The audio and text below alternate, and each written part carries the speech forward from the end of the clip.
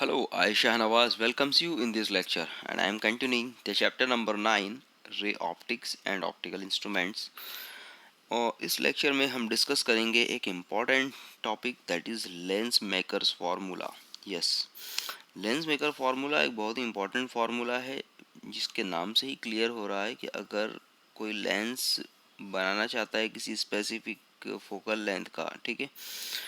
सो एक जो ग्लास है, एक स्पेसिफिक ग्लास के लिए किसी स्पेसिफिक फोकल लेंथ का लेंस बनाने के लिए क्या फार्मूला अडॉप्ट करना होगा, बेसिकली लेंस मेकर्स फार्मूला यही बताता है।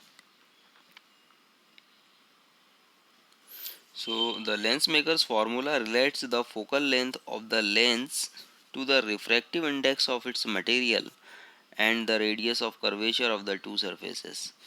This formula is used to manufacture the lens of particular length from the glass of the given refractive index. For this reason it is called the lens maker's formula. ठीक है। सो lens maker formula basically एक relation show करता है किसी भी particular lens के refractive index, उसकी focal length और सेंटर ऑफ कर्वेचर के बीच में।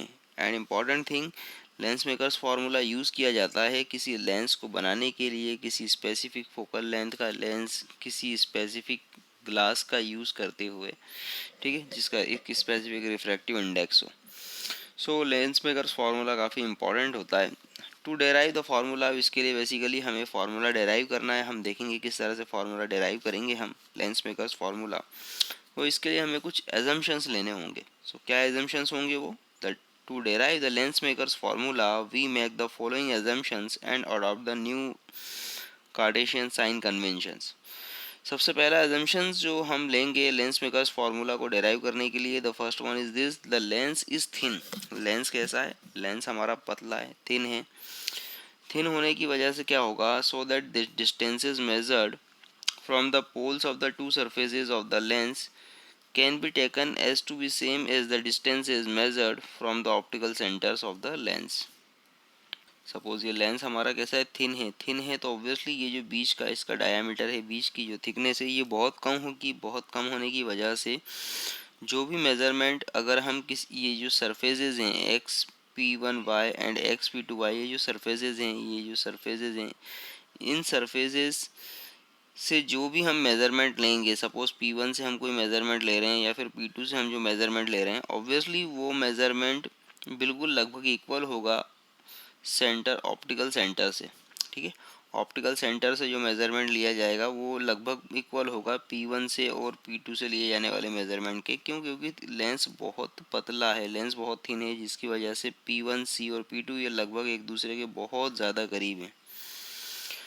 सो the lens is thin so that the distance measured from the poles of the two surfaces of the lens can be taken as to be same as the distances measured from the optical center of the lens. So ये पहला assumption है हमारा lens makers formula को derive करने के लिए। Second is this: the aperture of the lens is small. Lens का जो अपर्चर है, अपर्चर बहुत कम है। किस तरह से? हम देखें यहाँ पर X P one Y and X P two Y, ये लेंस का जो अपर्चर है, ठीक है, ये बहुत छोटा है। बहुत छोटा होने की वजह से इसके जो एंगल्स होंगे, यहाँ पर जितने भी एंगल्स फॉर्म होंगे, ये एंगल्स भी क्या होंगे? बहुत छोटे होंगे। जैसा हमने कई बार प्रीवियस लेक्चर्स में कुछ डेरिवेशंस किए हैं, इसमें हमने कंसिडरेशन लिया हुआ है, ठीक उसी तरह से हम यहाँ पर भी कंसिडरेशन लेंगे। The aperture of the lens is small, और aperture of the lens small होने की वजह से the incident and refracted rays makes the small angles with the principal axis. ठीक है, इसकी वजह से जो इंसिडेंट और रिफ्रैक्टेड रेज जो होंगी वो बहुत ही छोटे एंगल्स फॉर्म करेगी with respect to principal axis. और हाँ, the object is a point object situated on the principal axis. Object हमेशा कैसा होगा? एक पॉइंट ऑब्जेक्ट होगा जो हमेशा प्रिंसिपल एक्सिस पर ही सिचुएटेड होगा। तो ये कुछ अजम्पशंस हैं जो हम यूज़ करेंगे लेंस मेकर्स फार्मूला को डेराइव करने के लिए। इसके अलावा अगर हम न्यू कार्टेशियन साइन कन्वेंशंस की बात करें तो हम पहले भी पढ़ चुके हैं, चलिए इस बार और देखते हैं। पहला इसका जो कन्वेंशन है वो ये कहता है: all the distances are to be measured from the optical centre of the lens. जितना भी मेज़रमेंट हम करेंगे, चाहे हम ऑब्जेक्ट की डिस्टेंस पता कर रहे हो या फिर इमेज की डिस्टेंस या फिर फोकल लेंथ या रेडियस ऑफ कर्वेचर, जितना भी मेज़रमेंट होगा वो हमेशा सेंटर ऑफ कर्वेचर से ही मेज़र किया जाएगा। मतलब वो हमेशा ऑप्टिकल सेंटर सी से ही मेज़र किया जाएगा। It means optical centre C is a reference point for the measurement of all the parameters related to the lens, ठीक है, along the principal axis. So पहला का साइन कन्वेंशन ये हो गया। Second is this, the distances measured in the direction of incident ray is always taken as positive and those measured in the direction opposite to the incident ray are taken as negative, ठीक है। हमने पहले भी use किया हुआ है ये sign convention कि वो सारी डिस्टेंसेस, जो भी डिस्टेंसेस हम मेज़र करेंगे, अगर वो distance incident ray of light की डायरेक्शन में हो सो ऑब्वियसली वो पॉजिटिव होगी, और अगर हमारा डिस्टेंस मेजरमेंट की direction incident ray of light की डायरेक्शन के अपोजिट डायरेक्शन में हो तो ऑब्वियसली वो हमारा मेजरमेंट का रिजल्ट नेगेटिव होगा। तो हम आगे भी देखेंगे इससे किस तरह से होगा ये। तो चलिए शुरुआत करते हैं हम लोग लेंस मेकर्स फार्मूले को डिराइव करने के लिए। इसलिए हमने कंसिडर किया हुआ है एक कॉन्वेक्स लेंस। आप देख सकते हैं यहाँ पर सामने, consider a convex lens made of the material of the absolute refractive index μ2 and placed in an optically rarer medium of the absolute refractive index μ1, ठीक है। सो हमने कंसिडर किया हुआ एक लेंस, यहाँ पर आप देख सकते हैं ये लेंस कैसा है, कॉन्वेक्स लेंस जिसका रिफ्रैक्टिव इंडेक्स है μ2, और इसे हमने एयर में सपोज पुटअप कर दिया या फिर किसी कंपेरेटिवली रेयरर मीडियम में पुटअप कर दिया है जिसका रिफ्रैक्टिव इंडेक्स है μ1, ठीक है। Let P1 and P2 be the poles and C1 C2 be the centers of curvature and R1 R2 be the radius of curvature of the two surfaces XP1y and XP2y, ठीक है। ये जो lens है obviously इसमें दो spherical curvatures होंगे, पहला XP1y and XP2y। So XP1y के लिए सेंटर ऑफ कर्वेचर जो होगा वो होगा C1, इसके लिए पोल होगा P1 और इसके लिए रेडियस ऑफ कर्वेचर होगा R1, ठीक है। इसी तरह से XP2y के लिए सरफेस के लिए अगर हम बात करें तो इसके लिए भी सेंटर ऑफ कर्वेचर होगा C2, ठीक है। इसके लिए रेडियस ऑफ कर्वेचर होगा R2 एंड इनके लिए फोकल लेंथ भी क्या होगी F2। सो बेसिकली यहाँ पर ये सेंटर ऑफ कर्वेचर या सॉरी एंड ऑप्टिकल सेंटर से हम सारा मेजरमेंट करेंगे जितना भी कैलकुलेशंस होगा। और हमने पहले ही बता दिया है कि हमने कंसिडर किया हुआ है कि लेंस जो है वो थिन है, जिसकी वजह से P1C और P2 एक दूसरे के बहुत ज़्यादा करीब है। मतलब P1 और P2 से जो भी मेज़रमेंट किया जाएगा वो लगभग इक्वल होगा C से किए गए मेज़रमेंट के बराबर, ठीक है। So suppose that O is a point object placed on the principal axis of the lens, ठीक है। सो हमने यहाँ पर एक ऑब्जेक्ट कंसिडर कर लिया हुआ है O, आप देख सकते हैं इस ऑब्जेक्ट को हमने प्लेस किया हुआ है इस प्रिंसिपल एक्सिस पर, ठीक है। प्रिंसिपल एक्सिस पर एक पॉइंट ऑब्जेक्ट यहाँ पर रखा हुआ है। ऑब्वियसली क्या होगा, पॉइंट ऑब्जेक्ट से लाइट रे निकलेगी, एक लाइट रे तो सपोज सीधी अलॉन्ग द प्रिंसिपल एक्सिस बिल्कुल जा रही है और वो अनडेविएटेडली पास होगी, ठीक है। जब भी कोई लाइट रे इस पोल से पास होती है, ऑप्टिकल सेंटर से पास होगी, तो उसमें किसी तरह का कोई डेविएशन नहीं होगा, वो सीधी निकल जाएगी।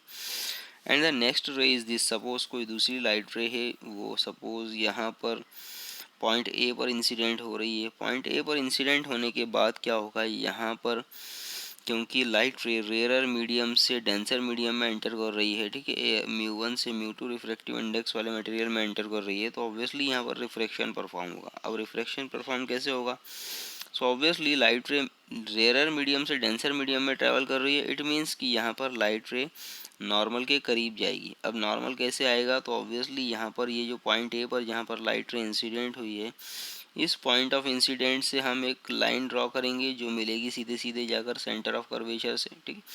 अब इस चीज़ का याद रखना है हमें कि हम जो अभी जिस सरफेस पर रिफ्रैक्शन करवा रहे हैं वो सरफेस है XP1y, और XP1y के लिए सेंटर ऑफ कर्वेचर कौन है, C1। तो यहाँ पर इस पॉइंट A1 से एक लाइन ड्रॉ करेंगे जो C1 से होती हुई आ रही है, और यही बेसिकली क्या होगा, नॉर्मल। सो लाइट रे ओ ए जैसे ही इंसिडेंट हुई इस पॉइंट A1 पर, तो ऑब्वियसली ये जो लाइट रे है ये थोड़ी सी बेंड होगी किस तरफ, इस नॉर्मल C1A1 की तरफ, ठीक है। C1A1 की तरफ जब लाइट रे बेंड होगी तो ये आगे और ट्रैवल करेगी, फिर अगेन यहाँ पर क्या हो रहा है, यहाँ पर फिर अगेन उसे एक सरफेस और मिल रही है, that is X P two Y. यहाँ पर फिर से एक बार उसका रिफ्रैक्शन और होगा। इस बार let us consider light ray incident हो रही है इस पॉइंट ए टू पर। अगर हम थोड़ा ध्यान से देखें तो पॉइंट ए टू पर लाइट रे इंसिडेंट हो रही है, ठीक है। लाइट रे जब ए टू पर इंसिडेंट हुई तो क्या होगा, इस ए टू पर भी फिर से एक बार रिफ्रैक्शन होगा। यह इंटरफेस है, क्योंकि यहाँ पर देखिए लाइट रे अब डेंसर मीडियम से रेयरर मीडियम में म्यू टू रिफ्रैक्टिव इंडेक्स वाले मटेरियल से म्यू वन रिफ्रैक्टिव इंडेक्स वाले मटेरियल में एंटर कर रही है। सो ऑब्वियसली इस पॉइंट ऑफ इंसिडेंट पर क्या करें हम लोग, एक नॉर्मल ड्रॉ करना है, तो हमने यहाँ से एक लाइन ड्रॉ की जो जाकर सीधे सीधे मिल रही है सी टू पर। ऑब्वियसली इस एक्स पी टू वाई वाला जो सरफेस है, इस सरफेस के लिए जो सेंटर ऑफ कर्वेचर होगा वो C2 होगा, ठीक है। हम देख सकते हैं बहुत अच्छे से यहाँ पर एक्स पी टू वाई के लिए जो सेंटर ऑफ कर्वेचर होगा वो कौन होगा, बेसिकली वो होगा C2। सो यहाँ पर जब लाइट रे इंसिडेंट होगी इस पर्टिकुलर सरफेस पर, तो यहाँ पर हम एक नॉर्मल ड्रॉ करें। सबसे पहले एक लाइन ड्रॉ करते हैं इस पर्टिकुलर पॉइंट ऑफ इंसिडेंट से, सेंटर ऑफ कर्वेचर से होती हुई एक लाइन ड्रॉ की, ये क्या होगा अब नॉर्मल। सो जैसे ही लाइट रे इंटर हुई तो ऑब्वियसली लाइट रे डेंसर मीडियम से रेयरर मीडियम में जा रही है, तो ये लाइट रे क्या होगी, इस नॉर्मल से दूर हटेगी, ठीक है। इससे नॉर्मल से क्या होगा, दूर हटेगी। तो देखिए इसे जाना चाहिए था कुछ इस तरह से, लेकिन ये इसका जो रास्ता है वो ये हो चुका है, ये वाला हो चुका है, ठीक है। ये रिफ्रैक्टेड रे, डबली रिफ्रैक्टेड रे, और ऑब्वियसली ये नॉर्मल से थोड़ी सी क्या हो चुकी है, हल्की सी दूर हट चुकी है, ठीक है। सो ये लाइट रे फाइनली जब प्रिंसिपल एक्सिस पर पहुंचेगी, और पहले एक लाइट रे ऑलरेडी इस ऑब्जेक्ट से आ रही थी यहाँ से, ठीक है। ऑब्वियसली दोनों लाइट रे जब यहाँ पर मिलेगी तो यहाँ पर एक इमेज फॉर्म होगी, और this image is basically will be the final image I on the principal axis. So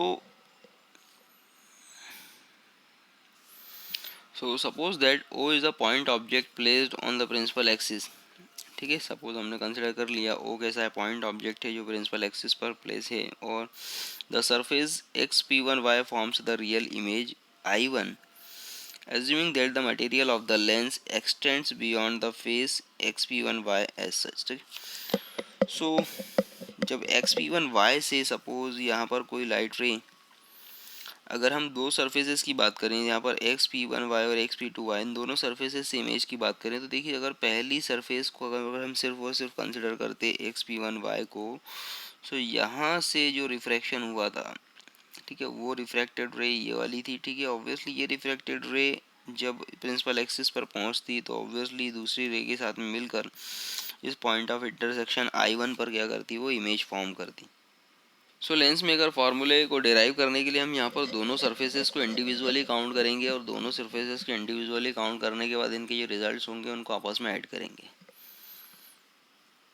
सो यहाँ पर सबसे पहले हम बात करें सिर्फ surface x P one Y की। एक्स पी वन वाई, भी आप एक्स पी टू वाई को भूल जाइए, सपोज एक ही सरफेस है एक्स पी वन वाई, तो यहाँ पर सपोज क्या हो रहा है, एक्स पी वन वाई की वजह से जो रिफ्रैक्शन हो रहा है, वो रिफ्रैक्टेड रेज जो है, वो रिफ्रैक्टेड रे कहाँ पहुँच रही है, वो रिफ्रैक्टेड रे पहुँच रही है सपोज आई वन पर।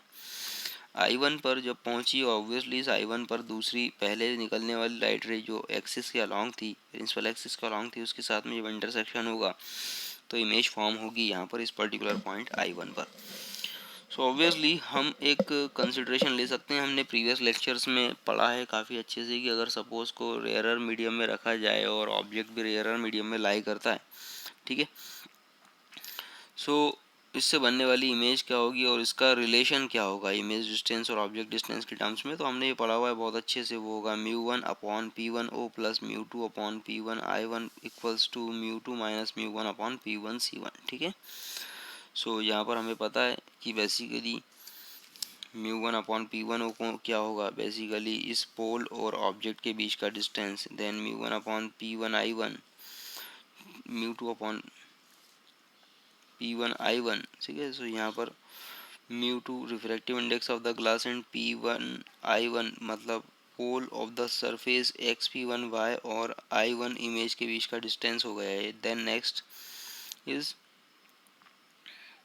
Equals to mu two minus mu one upon P one C one. So P one C one क्या होगा यहाँ पर, P one pole of the surface first and जो हमारा C1 सेंटर ऑफ कर्वेचर है पहली इस सरफेस का, XP1y का, इन दोनों के बीच का डिस्टेंस, ऑब्वियसली ये डिस्टेंस काफ़ी इंपॉर्टेंट होगा। अब ऑब्वियसली हमने कंसिडर किया हुआ है पहले से कि लेंस हमारा बहुत ज़्यादा थिन है, सो सेंटर ऑफ कर्वेचर जो आपका ऑप्टिकल सेंटर से जो होने वाला मेज़रमेंट होगा वो लगभग बराबर होगा दोनों पोल से होने वाले मेज़रमेंट के लिए। सो यहाँ पर हम लिख सकते हैं P1O को ऑलमोस्ट इक्वल टू C1O के लिए, and P1I1 almost equal to CI1, and P1C1 is almost equal to CC1। So हम यहाँ पर कंसिडरेशन लिख सकते हैं, हमने देखिए लिखा हुआ है यहाँ पर। सो हम यहाँ पर प्लेस करेंगे, उससे P1O की जगह हम पुटअप करेंगे CO, P1I1 की जगह CI1 एंड P1C1 की जगह CC1 हमने पुटअप कर दिया फाइनली ये रिलेशन में, ठीक है।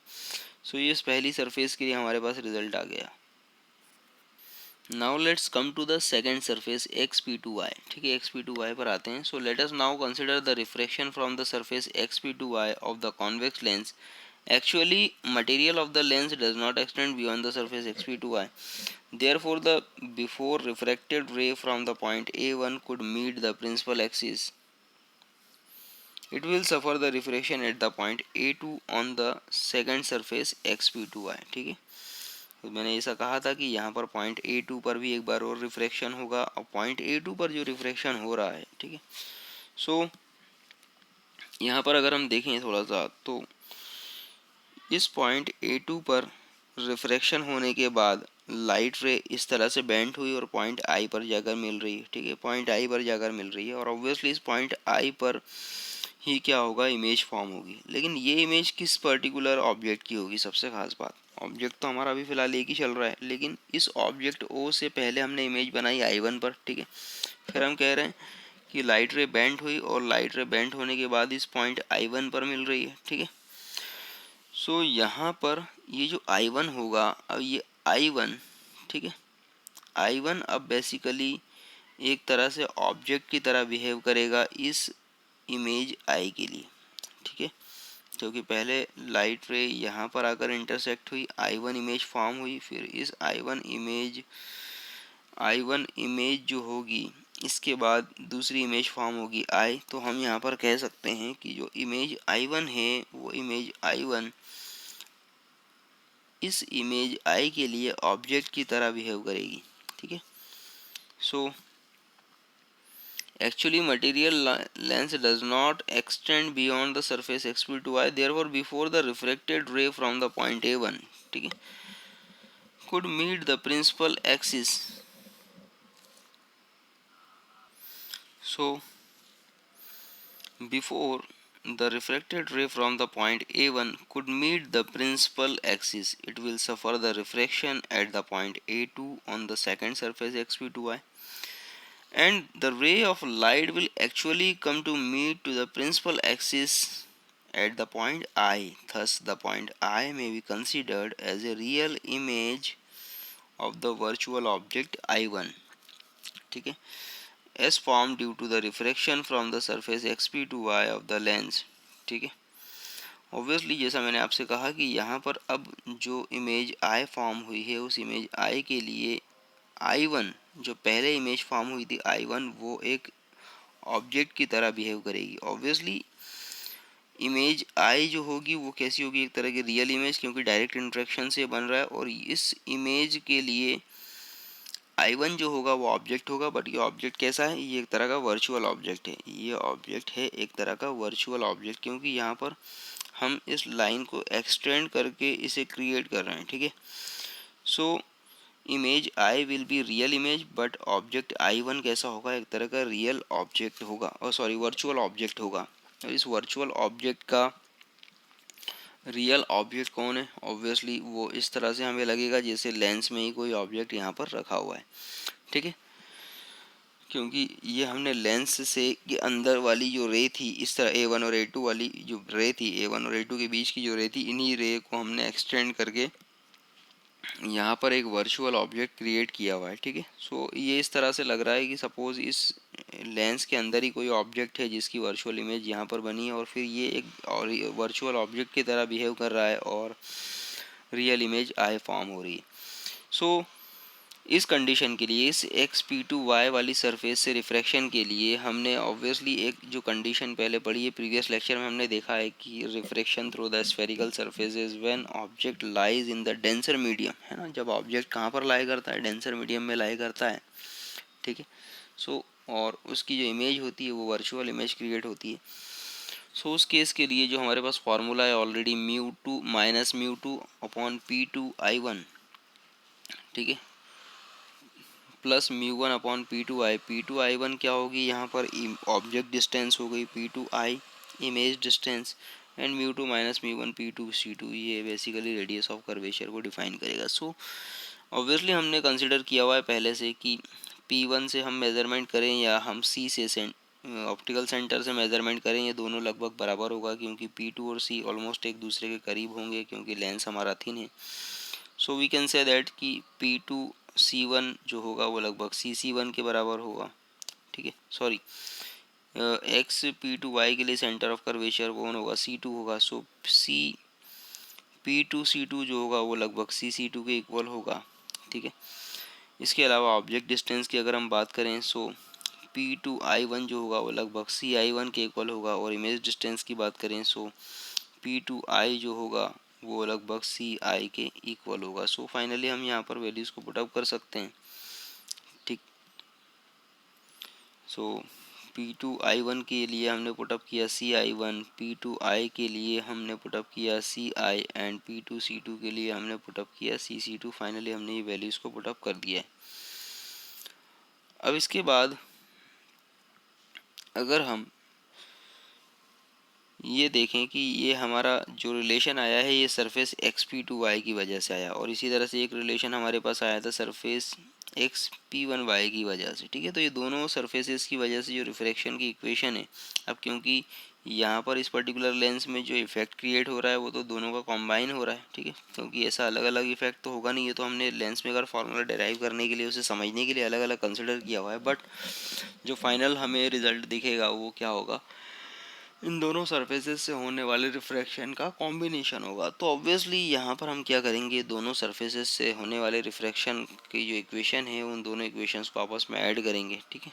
इक्वेशन 2.39 और इक्वेशन 2.41, इन दोनों को आपस में ऐड जब करेंगे तो फाइनली हमें जो रिलेशन मिलेगा वो मिलेगा mu one upon C O, ठीक है। हम देख सकते हैं यहाँ पर mu one upon C O plus mu two upon C I one, mu one upon C O plus mu two upon C I one. Then ये वाली वैल्यू को पुटअप करेंगे, इसका L H S minus mu two upon C I one plus mu one upon C I. ये finally ये हमारा left hand side prepare हो गया।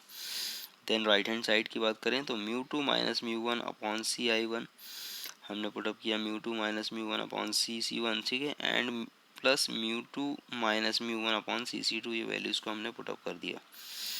अब यहाँ से हम म्यू वन वाली जो टर्म्स है उसको हमने एक तरफ रख लिया, तो ये बचा म्यू वन अपॉन सी ओ, म्यू वन अपॉन सी आई। देन म्यू टू वाली टर्म्स को इधर इस तरफ शिफ्ट कर देंगे, और यहाँ से जब हम इसको सॉल्व करेंगे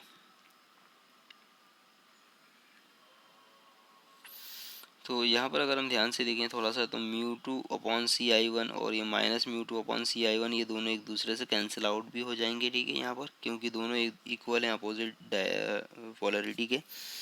सो mu two upon C I one से minus mu two upon C I one cancel out हो गया, और इस तरफ जो बचा mu two minus mu one हमने कॉमन निकाला, अंदर बचा one upon C C one plus one upon C C two, ठीक है। सो यहाँ पर अगर हम बात करें what is C O, so C O is a object distance, हम देख सकते हैं यहाँ पर। अब यहाँ पर अगर हम देखें तो सी ओ जो होगा, C O is basically the object distance, ठीक है। ऑब्जेक्ट डिस्टेंस जो मेज़र होगी वो ऑब्वियसली सी से ओ की तरफ होगी, और ये जो डायरेक्शन है सी से ओ की तरफ, अगर हम इंसिडेंट रे की डायरेक्शन देखें तो वो इस तरफ है, ठीक है। तो इंसिडेंट रे की जो डायरेक्शन है ऑब्वियसली वो इस तरह से लेफ़्ट टू राइट है, और ऑब्जेक्ट डिस्टेंस मेजरमेंट की जो डायरेक्शन है वो इस तरफ से सी से आई, मतलब opposite to the direction of incident ray. इसलिए यहाँ पर जो u होगा ऑब्जेक्ट डिस्टेंस, वो कैसी होगी, नेगेटिव होगा। सो हम यहाँ पर रखेंगे पी ओ, ये sorry C O is equals to basically minus U, distance u is against the incident ray. इसी तरह से इमेज डिस्टेंस की बात करें तो फाइनल इमेज हमारी जो बन रही है वो है image I. So obviously optical centre C से आई की जो डिस्टेंस होगी सी से आई की तरफ इस तरह से, सी से आई की तरफ, ठीक है। इससे हम बेसिकली रिप्रेजेंट करेंगे वी से, और ये जो डिस्टेंस होगी ये बेसिकली ये जो डिस्टेंस का मेजरमेंट है ये in the direction of incident रे की डायरेक्शन में ही है, इसलिए यहाँ पर जो वी होगा वो क्या होगा, पॉजिटिव होगा। So we can see that C I equals to plus V, distance V is along the incident ray. इसी तरह से रेडियस ऑफ कर्वेचर की अगर हम बात करें तो radius of curvature R one की अगर मैं बात करूँ, ठीक है। सो सी वन जो होगा सी वन, ठीक है, ये आर वन, इसका मेजरमेंट कैसे होगा, in the direction of incident ray, C से सी वन की तरफ, same in the direction of incident ray. So यहाँ पर सी वन भी क्या होगा, आर वन होगा, रेडियस ऑफ कर्वेचर, और इसी तरह से second radius of curvature C two जो होगा वो उसका मेजरमेंट कैसे होगा, सी से सी टू की तरफ, और ये होगा just opposite to the direction of incident ray, है ना, just opposite to the direction of incident ray. तो फाइनली यहाँ पर सी टू जो होगा वो क्या है, radius of curvature of the second surface R two.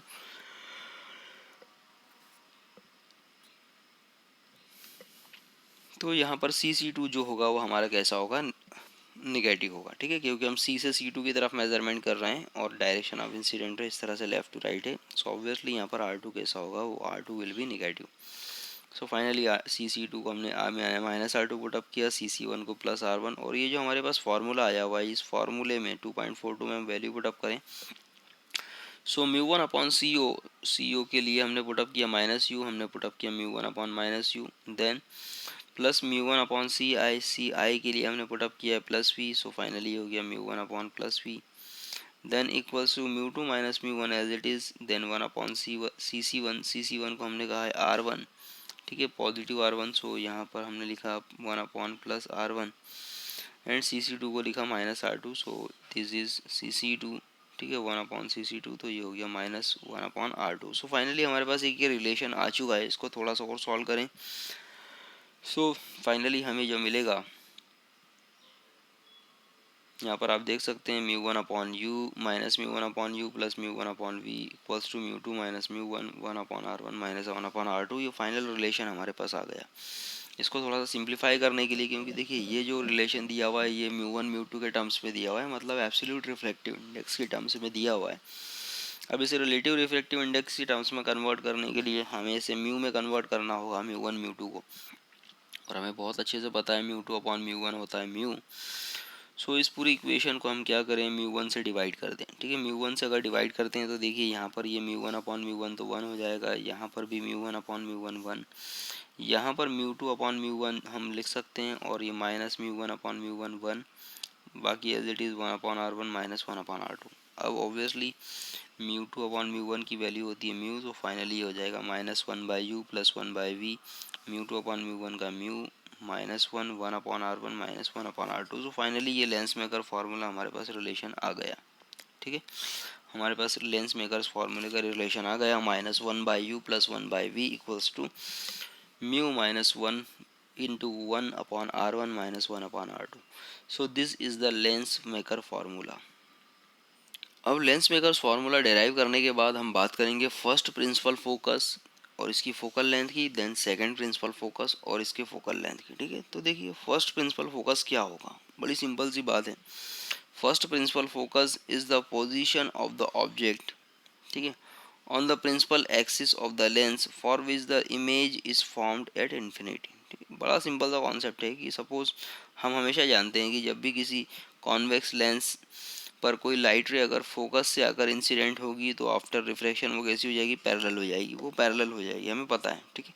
So obviously अगर लाइट रे फोकस से आ रही है तो हम ये मान सकते हैं कि सपोज ऑब्जेक्ट कहाँ पर है, फोकस पर है, और इस फोकस से आने वाली जो लाइट रे जब लेंस पर आकर इंसिडेंट होगी और आफ्टर रिफ्लेक्शन ये सीधी सीधी पैरेलल हो जाएगी, ठीक है।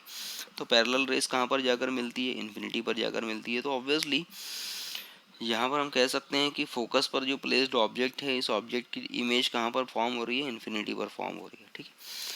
सो अगर कॉन्वेक्स लेंस कॉन्वेक्स लेंस के लिए वो पॉइंट जहाँ से आने वाली लाइट रे की इमेज इन्फिनिटी पर फॉर्म हो तो वो पॉइंट कहलाएगा उसके लिए फर्स्ट फोकस, और इस फर्स्ट फोकस की ऑप्टिकल सेंटर से जो डिस्टेंस होगी वो कहलाएगी first focal length. So first principal focus is the position of the object. First principal focus is the position of the object on the principal axis of the lens for which the image is formed at the infinity. ठीक है, obviously यहाँ पर हम देख सकते हैं कि image जो होगी, जो इमेज फॉर्म हो रही है वो इन्फिनिटी पर हो रही है, इसलिए यहाँ पर इमेज डिस्टेंस हो जाएगी इन्फिनिटी. सो हमने इमेज डिस्टेंस वी को इन्फिनिटी कंसिडर किया. ऑब्जेक्ट सपोज कहाँ पर लाई कर रहा है, फोकस पर लाई कर रहा है, तो इसलिए ऑब्जेक्ट डिस्टेंस क्या हो जाएगी F1. सो हम यहाँ पर ऑब्जेक्ट डिस्टेंस भी बोल सकते हैं U is equals to F1. और ये कैसा होगा, निगेटिव होगा. क्यों निगेटिव होगा, क्योंकि जब आप F1 को मेज़र करेंगे तो C से F1 की तरफ, और ये डायरेक्शन, ये जो मेजरमेंट की डायरेक्शन है ये अपोजिट डायरेक्शन है in respect to the direction of incident ray. ठीक है, डायरेक्शन ऑफ इंसिडेंट रे के रिस्पेक्ट में अपोजिट डायरेक्शन होगी इसके मेजरमेंट की, इसलिए यहाँ पर u होगा -F1. सो लेंस मेकर जो फार्मूला है हमारा, इस फार्मूले में हम u की जगह पुटअप कर दें -F1. ठीक है, as it is -1/-F1. v के जगह हम पुटअप कर दें इन्फिनिटी. सो हमने इन्फिनिटी पुटअप कर दिया. बाकी एज इट इज़ जो फार्मूला है हमारा u-1 1/R1 -1/R2 वो हमने एज इट इज़ पुटअप कर दिया यहाँ पर. फाइनली अब सॉल्व करेंगे तो 1/∞ की वैल्यू हो जाएगी 0, ये minus minus plus. So finally relation हमें मिलेगा 1/F1 is equals to mu -1 1/R1 -1/R2. So ये फर्स्ट प्रिंसिपल फोकस के लिए हमें फार्मूला मिल गया कॉन्वेक्स लेंस के लिए. इसी तरह हम सेकंड प्रिंसिपल फोकस की बात करें. सेकंड प्रिंसिपल फोकस क्या होगा, तो ऑब्वियसली सेकंड प्रिंसिपल फोकस ये होगा कि अगर कोई ऑब्जेक्ट की इमेज इन्फिनिटी पर अगर फॉर्म हो रही है, इन्फिनिटी पर अगर फॉर्म हो रही है तो ऑब्वियसली वहाँ से आने वाली लाइट रे कैसी होगी, पैरेलल होगी. और ये पैरेलल रेज जब किसी पर्टिकुलर कॉन्वेक्स लेंस के पर इंसिडेंट होगी तो आफ्टर द रिफ्लेक्शन फोकस पर जाकर मिल जाएगी. ठीक है, फोकस पर जाकर मिलेगी. सो हम कह सकते हैं second principal focus is the position of the image on the principal axis of the lens when the object lies at the infinity. ठीक है, so second principal focus is the position of the image. ठीक है, ये second principal focus है. Suppose second principal focus, यहाँ पर light रे objects कहाँ से आ रही है, इन्फिनिटी से आ रही है पैरेलल लाइट रेस. तो सपोज ऑब्जेक्ट कहाँ पर है, ऑब्जेक्ट है सपोज यहाँ पर इन्फिनिटी पर, और वहाँ से आने वाले लाइट रे कहाँ पर मिल रही है, फोकस पर मिल रही है. तो ऑब्वियसली हम कह सकते हैं कि इन्फिनिटी पर जो ऑब्जेक्ट है उसकी इमेज फॉर्म हो रही है इस प्रिंसिपल फोकस F2 पर. तो ऑब्वियसली ये जो F2 है वो कहलाएगा सेकंड प्रिंसिपल फोकस. ठीक है, so second principal focus is the position of the image on the principal axis of the lens when the object lies at the infinity. ठीक, ऑब्वियसली यहाँ पर ऑब्जेक्ट लाई कर रहा है इन्फिनिटी पर. सो इन्फिनिटी पर लाई करेगा तो ऑब्जेक्ट डिस्टेंस कितनी हो जाएगी, u की वैल्यू यहाँ पर इन्फिनिटी. सो हम पुट अप कर सकते हैं u की वैल्यू इन्फिनिटी. इमेज डिस्टेंस जो होगी वो ऑप्टिकल सेंटर C से F2 के बीच का जो होगा डिस्टेंस वो क्या होगी, इमेज डिस्टेंस. और ये इमेज डिस्टेंस जब हम मेज़र करेंगे ऑप्टिकल सेंटर C से F2 की तरफ, तो ऑब्वियसली ये जो मेज़रमेंट होगा ये in the direction of incident ray ही होगा. सो हम यहाँ पर लिख सकते हैं v की वैल्यू जो होगी वो क्या होगी +F2. हम देख सकते हैं यहाँ पर v की वैल्यू क्या है +F2. ठीक है, सो लेंस मेकर्स फार्मूले में हम वैल्यू पुटअप करेंगे तो हमने u की जगह पुटअप किया -1/u होता है, तो 1/u के लिए हमने पुटअप किया इन्फिनिटी. देन +1/v, v के लिए हमने प्लस किया पुटअप किया +F2. बाकी एज इट इज़ इधर वाला right hand side μ-1 × 1/R1 -1/R2.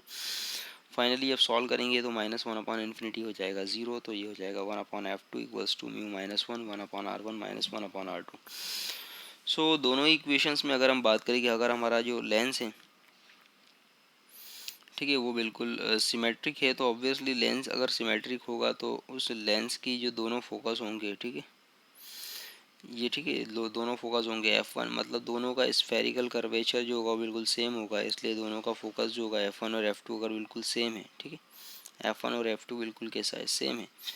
सो यहाँ पर हम लिख सकते हैं 1/F2 की जगह ओनली 1/F, क्योंकि देखिए इक्वेशन बिल्कुल सेम आई थी, 1/F2 वाली इक्वेशन भी सेम थी और 1/F1 वाली इक्वेशन भी बिल्कुल सेम थी. तो यहाँ पर F1 और F2 की जगह अगर हम नॉर्मली F भी पुटअप कर सकते हैं 1/F μ-1 × 1/R1 -1/R2. सो ये एक रिलेशन भी हमारे पास फोकल लेंथ की टर्म्स में आ गया है, फोकल लेंथ और रेडियस ऑफ कर्वेचर की टर्म्स में. अब इससे रिलेटेड एक छोटा सा न्यूमेरिकल है, चलिए वो देखते हैं हम लोग क्या दिया हुआ है। अब बाइनो कॉन्वेक्स लेंस, बाइनो कॉन्वेक्स लेंस का मतलब क्या हुआ, वही वाला इस तरह का लेंस जो दोनों तरफ से कैसा है, कॉन्वेक्स है, ठीक है। तो biconvex lens with both the faces of the same radius of curvature is to be manufactured from the glass of refractive index 1.55।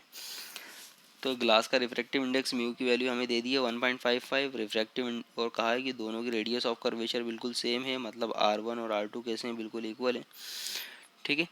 इनकी वैल्यू सेम है बट इनकी पोलरिटी अलग अलग हो जाएगी, ठीक है। दोनों की वैल्यू सेम है, अगर R तो हम R1 को अगर प्लस R कंसिडर करेंगे तो ऑब्वियसली R2 माइनस R होगा, क्योंकि दोनों एक दूसरे के अपोजिट है, ठीक है। सो ये जो आर होगा रेडियस ऑफ कर्वेचर सपोज इधर, और दूसरा रेडियस ऑफ कर्वेचर इधर होगा, तो ऑब्वियसली इन दोनों में से एक पॉजिटिव और एक नेगेटिव होगा, क्योंकि दोनों एक दूसरे के अपोजिट डायरेक्शन में हैं। तो हमने यहाँ पर कंसिडर कर लिया R1 is equal to plus R and R2 is equal to minus R. So हमारे पास जो फॉर्मूला था, हमें कहा है what should be the radius of curvature of the focal length. हमें